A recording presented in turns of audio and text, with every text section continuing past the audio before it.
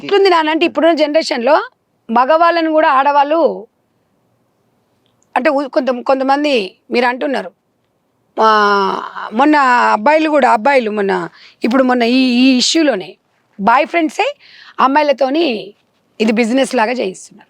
అట్లా అలాంటి ఇన్సిడెంట్స్ కూడా మొన్న చూసిన నేను.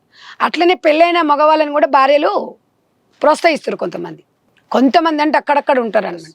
ఆ ఒక్కటే అట్లా అయిపోతుంది. నాకు తెలిసి ఈ ప్రపంచంలో భర్త ఇంకొకరిని పంచుకుంటుండంటే ఆడ దూరుకోదు. కొంతమంది ఏం చేస్తారు, ఇన్ని రకాల మనుషులు ఉన్నారు సమాజంలో. మీరు ఇంట్లో ఉండే వాళ్ళకి ఇవన్నీ తెలియదు. మేము 10 ఊర్లు తిరుగుతుంటాం కాబట్టి మనస్తత్వాలు మేము భావం పంచుకుంటున్నాం, అందరి పక్షాన మాట్లాడుతున్నాం. నాకు పొద్దున ఒక అమ్మ ఫోన్ చేసింది, జాన్సన్ గ్రామర్ స్కూల్లో. ఆమె ఇప్పటివరకు ఒక 2-3 వేల మంది స్టూడెంట్స్ని పెద్ద స్థాయిలో ఉన్నారంట.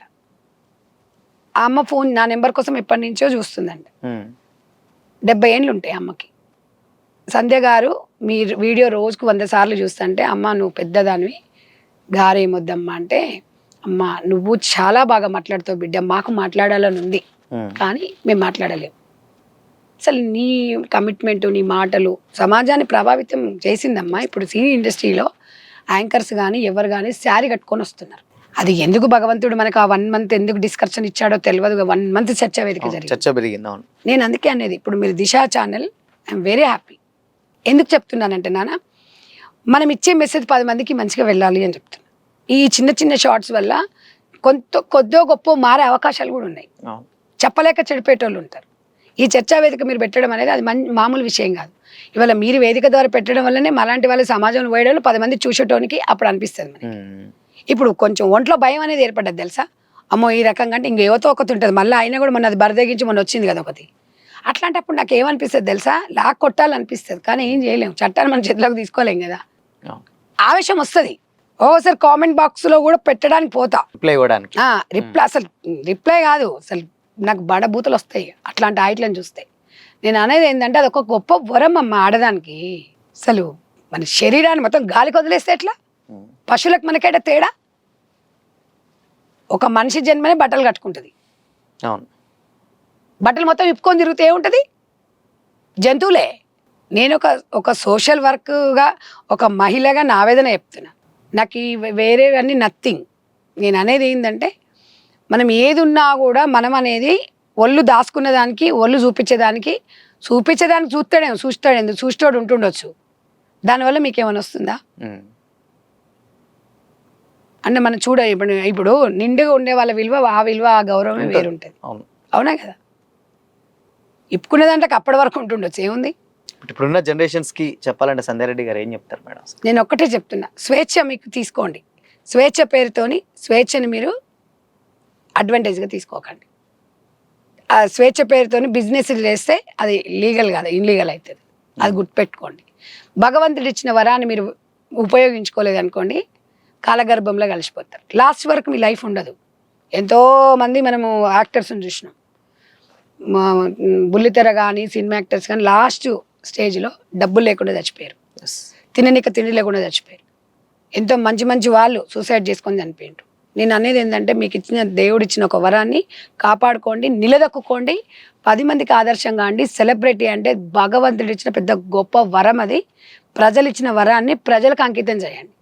మీలో ఏమైనా పొరపాట్లు ఉన్నప్పుడు ఇలా సమాజంలో మేము చెప్తున్నప్పుడు మీరు అది రైట్ చేసుకోండి, అంటే వినండి, అర్థం చేసుకొని ప్రజల విధంగా మార్చుకోండి. నేను కూడా ఏదైనా మాట్లాడినప్పుడు కొంతమంది ఏదైనా కామెంట్స్ పెట్టినప్పుడు నేను చెప్తాను వాళ్ళు ఓకే అండి డెఫినెట్లీ అని చెప్తాను. తప్పేం లేదు, అన్నీ నాకు తెలియాలని లేదు.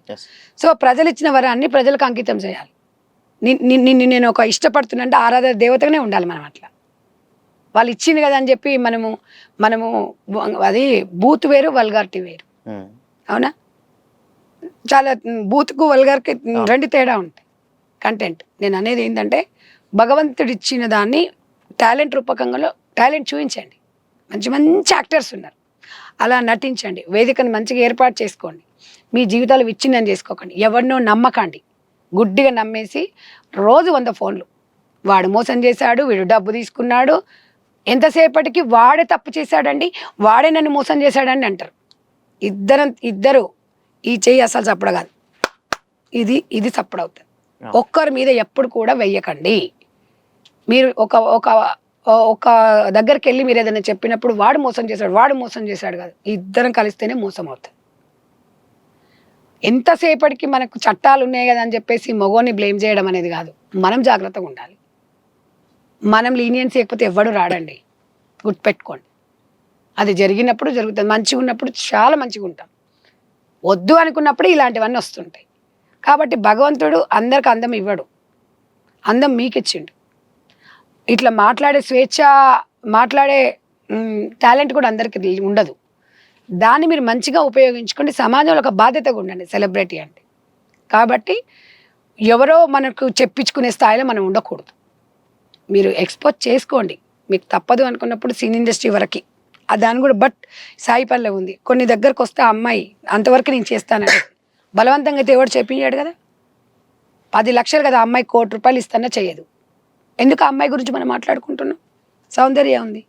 కొంతమంది ఇంతవరకే మేము చేయగలుగుతాం అనేది కొన్ని మీరు లిమిట్స్ పెట్టుకోండి. నేను అనేది అంటే మీకు కూడా ఫ్యామిలీ ఉండాలి, పిల్లలు ఉండాలి. ఓ రేపు ఈ బుల్లితెరలో నటించే వాళ్ళంటే మీకు లైఫ్ అదే మీకు శాశ్వతం కాదు. ఎంతమంది అలా భానుప్రియ గారు మంచి డాన్సర్, ఇవాళ ఆమెను ఎవరైనా పట్టించుకుంటున్నారా? నాకు ఆమె చూసినప్పుడు చాలా బాధేస్తుంది. నాకు స్వర్ణకమలం సినిమా చూసినప్పటి నుంచి నేను ఆమెకు ఒక పెద్ద ఫ్యాన్ని. అంటే ఆమెలాగా నేను డాన్స్ చేయాలి, అలాంటివి మనం ఇన్స్పిరేషన్ తీసుకోవాలి. అంత ఎత్తుకి ఎదిగిన నటి కూడా ఎంత సింపుల్గా ఉంది. మనం ఎక్కడ అన్నున్నాక అణిగుమనిగే ఉంటుంది, ఏం లేని ఆకే ఎగిరెగిరి పడుతుంది. ఇప్పుడు ఇది చెప్తుంది కదా మొన్న యాప్, దాని పేరు నేను చెప్పదలుచుకోవాలి, ఇలాంటి చెత్త మొహాలది. అది ఏం చెప్తుంది? అది నేను కష్టపడ్డానండి, అందుకే మొత్తం చూపిస్తున్నా అండి, చూడండి నాయి, డబ్బు ఇవ్వండి. అడక తింటోడు కూడా సంపాదిస్తాడు డబ్బు. ఈ శరీరాన్ని వేసుకొని ఎరేసుకొని అడక తినే సొమ్ము ఎన్ని రోజులు ఉంటుంది? అది గుర్తుపెట్టుకోండి. ఆడపిల్లగా మీ ఒక్కరు చేయడం వల్ల ఆడపిల్లలు ఖరాబ్ అవుతారు, వాళ్ళు నాశనం అవుతారు. చెప్తున్నాను కదా, మొన్నటి వరకు అది చూపించింది నాదేం లేదే అని. భగవంతుడు అనేది ఇచ్చిన దాన్ని మీరు మంచిగా ఉపయోగించుకోండి. మీరు ఇట్లనే చేయండి, సంధ్యకి ఇట్లనే అంటారు. నేనైతే చెప్తున్నా, అక్కలానే చెప్తున్నా, సంధ్యక్కగానే చెప్తున్నా, నేను ఆవేదనతో బాధతో చెప్తున్నా. మీరెవరో నాకు తెలియదు, మీరు ఎక్కడి నుంచి వచ్చిరో నాకు తెలియదు, మీ బ్యాక్గ్రౌండ్ ఏందో తెలియదు, అది టీవీ ఛానల్లో చూస్తా కానీ తెలియదు. ఆ ఎగురుడేంది, ఆ ముందర చూపించేదేంది, ఆ ముద్దులేంది, నీ కళ్ళు కొట్టుడేంది, ఇవన్నీ సిగ్గు శరం. మీ అమ్మనే చూసేమనుకోరు, నీ తమ్ముళ్ళు చూసేమనుకోరు, లజ్జ సిగ్గు లేదా నీకు? నీకు ఇష్టమున్నంత లైఫ్ లీడ్ చేయమ్మ, ఎవడొద్దన్నాడు? పబ్లిక్ ఇబ్బంది లేనంత వరకు. ఇప్పటి వరకు ఒకప్పుడు బాంబేలో ఉండేవి రెడ్ లైట్ ఏరియా, అది కూడా వాళ్ళ జీవనోపాధికి, వాళ్ళు చాలా గొప్పోళ్ళు. అమ్మో, నేను వాళ్ళ పొట్టకుట్టు కోసం ఇది బలుపెక్కి మదమెక్కి కొవ్వెక్కి వచ్చే ₹1,00,000 సరిపోక దానికి ఒకేసారి 10 లక్షలు కావాలి. అది జీవితం కాదు. నేను అలాంటి ప్రాంతంలో ఉండేవాళ్ళు, వాళ్ళు కూడా చిన్న చిన్న పిల్లల్ని ప్రభావితం చేయరాళ్ళు.